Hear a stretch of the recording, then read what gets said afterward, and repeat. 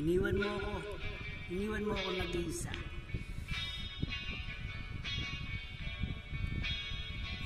Res agimat. Res agimat. Ha? Nanganganib? Oo. Nasaan ka na ngayon? Ako'y palingon-lingon. Di ko maintindihan kung bakit nagkaganon. Iniwan mo ako nag-isa. Wala akong matanaw kahit isang langaw.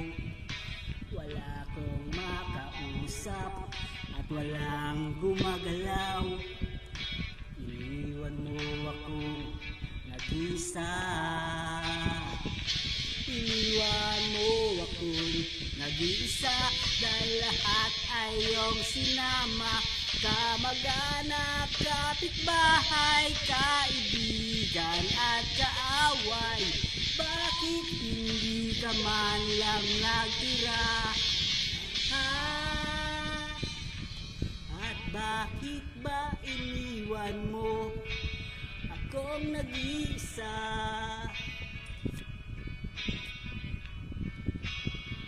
Ako pa ba ang bastos?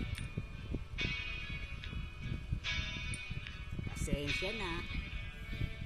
Aking naalala, kasama pa kita. Kahit wala sila, paligid ay anong saya. Ito na ba ang tinatawag na karma? Ano ang nagawa? At nandamay ka pa sinta. Ba't di na rin dumadaan ang tinggera ng kutsinta? Namiss ko rin ang naniningil sa mga utang ko.